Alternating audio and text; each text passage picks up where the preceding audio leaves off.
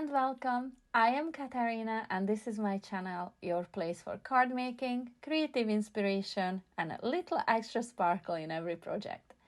If you enjoy my content, please subscribe and turn on notifications so you don't miss any future videos. Let's jump into today's project.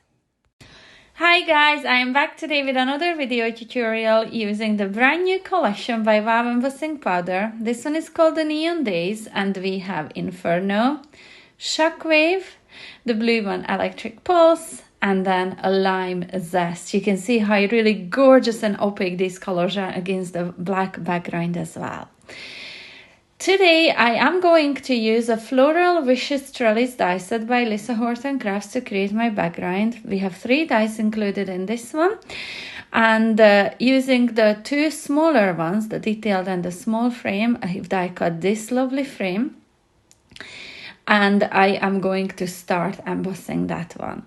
So using our new embossing ink pad, which is so juicy, I don't want to bring it to my card directly, but rather I'm going to use a brayer to add ink all over the surface. And then I'm going to use 2 out of my 4 colors to add to this background.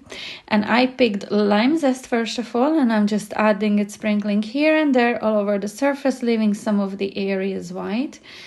And once I have tipped this back into its jar, I'm going to cover the rest of this in Electric Pulse. It will only stick to the white areas, so it will create a lovely, colorful, blended background for me. Once I heat set this, it will be so pretty. I really have to admit, these colors are just, wow, amazing. If you like heat embossing, you got to have these. These are so lovely and bright. I am in love with these, and I have used them on a few cards which I will be sharing on tutorials, so make sure you subscribe to my channel so you don't miss out on those either. So in here I took the wow heat tool on the second setting and I'm just heat setting the entire area. Look how gorgeous that is. Those colors really shine. It's just so bright. In here I'm using one of my favorites lately to add glue to intricate background die cuts like this. I would love to know what is your favorite way to adhere intricate die cuts like this to your backgrounds. So in here I have a white die cut, and this is with the largest of the frames from the Lisa Horton set, which I'm adhering my my detailed heat embossed die cut to. And then I'm going to add this to a card front.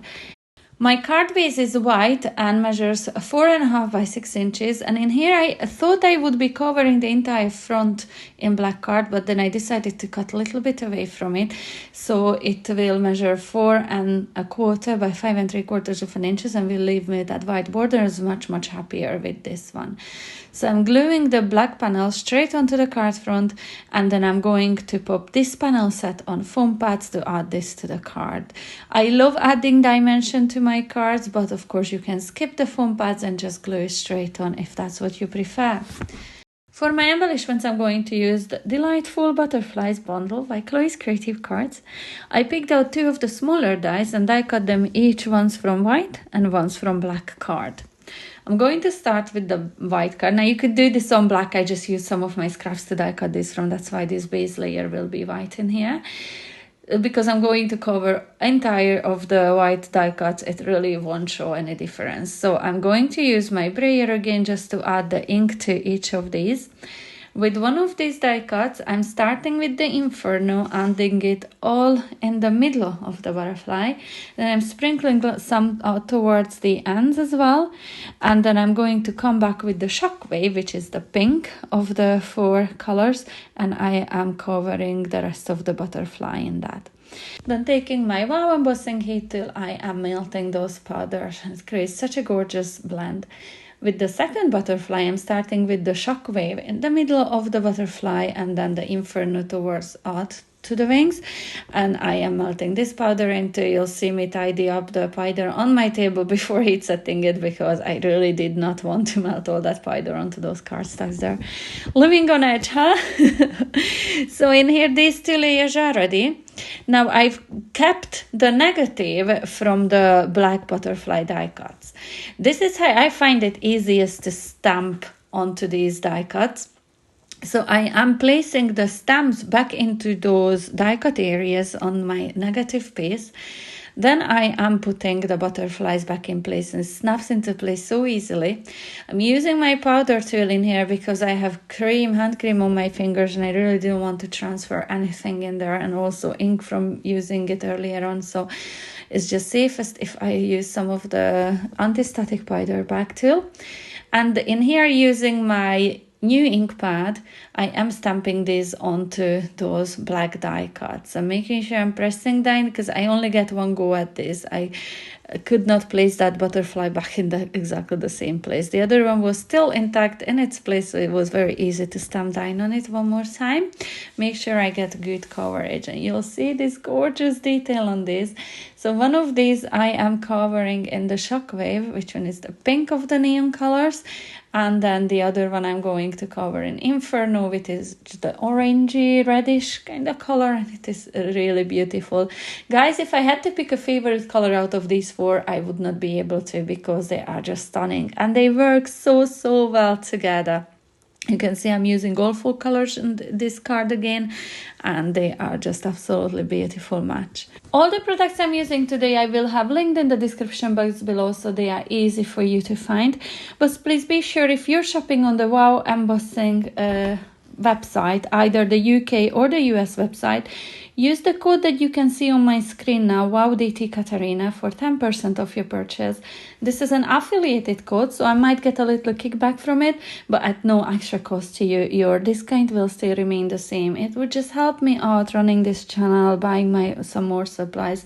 So really appreciate you supporting me this way. In here you could see me melting the powder on those detailed stamped die cuts, and then I'm going to start placing these onto my card. But before that, I want to glue the two layers of each butterfly together. I'm only adding glue down along the body, and because the layer underneath is already heat embossed, there's that coating on it. It will take a little while for that glue to set, so I'm just holding them in place with sets of tweezers. And again, same one for this one in here. Just holding it in place until that glue grabs onto the layer underneath. And while waiting for those to set, I'm going to prepare my sentiment, which I've stamped with VersaFine Onyx Black ink onto white card. And this is from the Everyday Sentiment Strips stamp set by Lisa Horton Crafts. I picked Missing You. I've stamped it with the black ink, heat embossed it with clear embossing powder, so you have it nice and shiny to match everything else on my card. And then I cut it into this thin strip by leaving a thin white border all around the black background of the white letters. I hope this makes sense. There we go. So I will be adding that to my card, but first the butterflies. I am just gluing straight onto the card using my Floral glue. I didn't want to add foam pads with this because the wings are already lifted in there, so that creates some lovely dimension. However, the sentiment strip, I am adding some foam pads behind that one, and add it between the two butterflies, and this finishes my card for today. I did think of adding some rhinestones, but then I decided against, because I wanted all those gorgeous colors to shine on this card today, and I am so much in love with this. But most importantly, I would love to know your thoughts on this card, not only on the card but the colors as well. Is heat embossing something that you like to experiment with? And if so, do you like colored heat embossing? Because I am obsessed with it. I'd love to know what you think though. I really would love to read your thoughts, so leave me them in the comment section below. And every single like, subscription, hitting the notification bell helps me get seen on YouTube. So thank you so much for watching and supporting me this way.